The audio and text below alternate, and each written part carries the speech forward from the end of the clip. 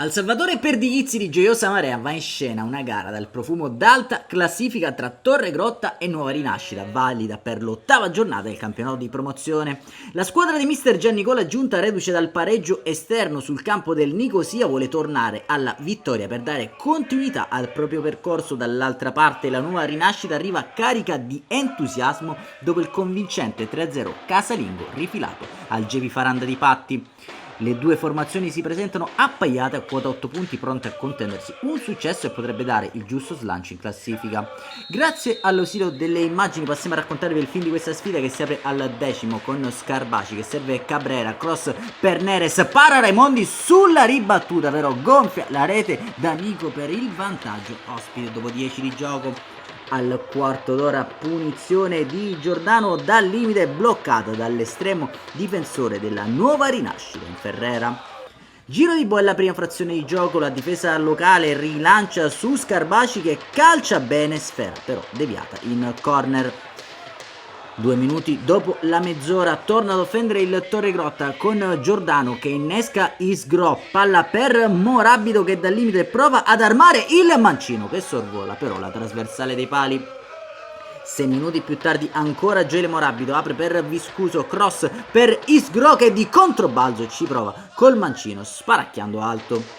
All'ultimo minuto della prima frazione di gioco accetta a sinistra in surplus il cross per la testa di Rabbi Daudet che batte Raimondi per la seconda volta, doppio vantaggio della Nuova Rinascita Patti proprio prima del duplice fischio del direttore di gara che arriva tra le proteste dell'estremo difensore torrese.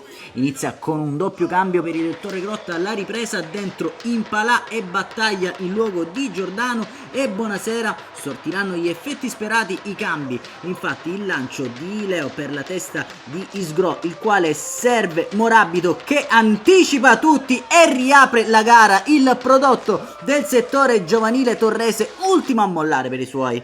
2 minuti dopo l'ora di gioco Cabrera per Mosca, la sfera in profondità per D'Amico che troverebbe anche la rete dell'1-3 annullata per posizione irregolare. 1 minuto più tardi la sponda di Rasà per Impalà che si invola tutto solo in area di rigore, prova con il mancino, trova solo però il palo esterno.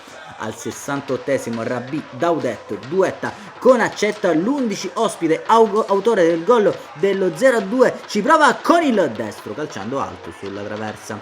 Dentro intanto anche Cannistra in luogo di Morabido. 5 minuti più tardi cross di Sgo che si impenna, arriva il terzo tempo di Leo ma in Ferrera è attento e blocca la sfera a terra.